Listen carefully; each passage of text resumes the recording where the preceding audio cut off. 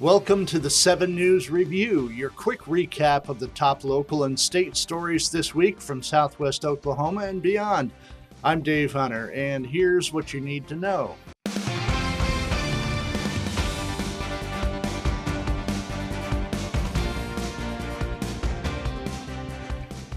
Our top story this week is a Lawton widow raising awareness about the dangers of unsecured loads after her husband was killed by debris that flew off of a truck on 82nd Street in Lawton. Your 7 News team spoke with the widow, Jill Ryans, earlier this week after the truck driver in the incident was convicted of manslaughter. Here's that full story. In September of 2022, Donald Ryans was driving down 82nd Street when he suddenly stopped talking to his friend on the phone. So his friend called Donald's wife, Jill Ryans, and asked her to check his location.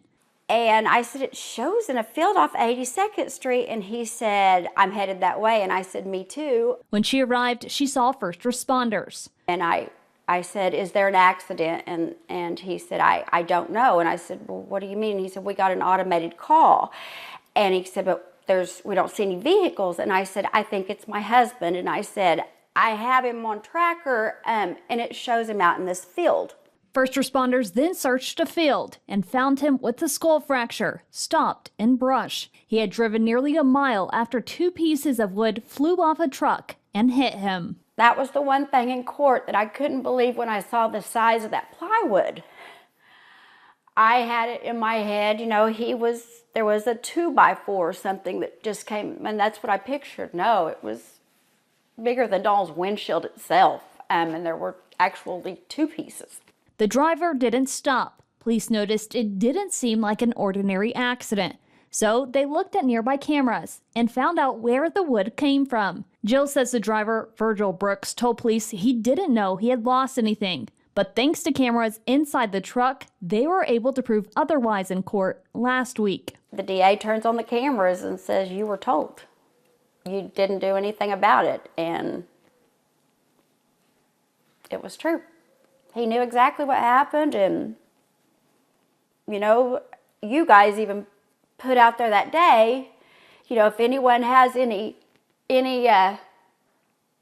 anyone saw anything or any witnesses or, that was before they had gotten the cameras, I believe, because they knew the plywood, but they hadn't got the cameras, I think, till like the following day. He didn't come forward. He didn't try to help. She says if the truck would have stopped, it would have helped first responders locate her husband quicker. It took them 40 minutes. Jill says this could have been prevented if Brooks would have secured his load before getting on the road. But if one thing comes out of it, just take personal responsibility for your load. And don't let it happen. Don't let it happen. Don't let another family go through what we're going through or what we've been through. And just a small step could save a life. So Brooks was found guilty of first-degree manslaughter and will be sentenced in December. Reporting for 7 News, I'm Haley Wilson. And also this week, we learned that Army Emergency Relief has announced that it will cover payments for soldiers and their families who utilize programs like SNAP and WIC to help with their food expenses. Retired Sergeant Major of the Army Tony Grinston, who serves as the CEO of AER, stated that the nonprofit organization will offer grants to support soldiers in need. To apply for assistance, soldiers need to visit the Army Emergency Relief website and detail the amount they missed in SNAP and WIC benefits for the current month. These payments are provided as grants, meaning they don't need to be repaid. However, eligibility for these payments is limited to soldiers and their families who are already enrolled in the programs. And finally, Southwest Toyota in Lawton has announced a partnership with the Lawton Food Bank as the U.S. entered its 6th week of the government shutdown. The dealership's new initiative, Cans for a Cause, will have them collecting canned and non-perishable food items now through the end of the year. Officials added that customers who bring in at least 5 canned goods or non-perishable items will receive $500 towards the purchase of a new Toyota vehicle. Here are some of the top stories making headlines across Oklahoma this week. First, the Oklahoma government announced a contingency plan to help those who lost SNAP benefits due to the shutdown. During the meeting, they discussed and voted to make $1 million available per week to Oklahoma's food banks. Oklahoma Democrats issued a statement before the vote from Oklahoma GOP leaders to make funds available to food banks. In their statements, they say what the GOP leaders are doing is not enough.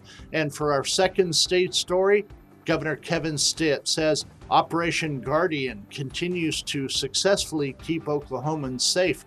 According to a press release, the statement came from the governor after a joint effort from law enforcement resulted in arrests where 70 illegal immigrants were taken into custody, with 34 driving commercial vehicles.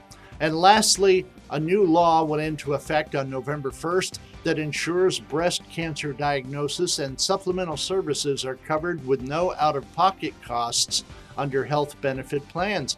The services covered by the law were recommended by medical experts, and they all focus on early detection and treatment of breast cancer. Before we wrap up, here are a few community quick hits. First, the Lawton Fire Department held a special ceremony Monday to mark the arrival of a new piece of vital equipment. LFD welcomed in its new pumper truck with a push-in ceremony, with members literally pushing in the truck. The engine was ordered in June of 2022 and recently completed final testing to join the station. It replaces an older truck that's been retired, and fire officials say this new addition will help their mission of keeping the community safe in a modern and efficient way. Second, Cameron University is honoring veterans by filling the campus with American flags for Veterans Day. The final number of flags placed totals over 7,000. Residents of Southwest Oklahoma are invited to visit Cameron to pay homage to America's military and its patriotism while the flags are on display. Officials say the flags will be up until November 12th. And lastly, Lawton's American Idol contestant has arrived in Nashville, ready to prepare for her big opportunity. Forever Gale is a Mite preschool teacher who was homeless until she and her small family moved into a place just for them this past Friday. Gail boarded the plane November 4th, but before she left, she sent her heartfelt thanks to the people who lent her their support. We wish you the best of luck, Gail. Well, that's this week's 7 News Review. I'm Dave Hunter, and for more on these stories and the latest breaking news, be sure to head to kswo.com or download the 7 News app. Thank you for listening, and we'll be back next week with another 7 News Review.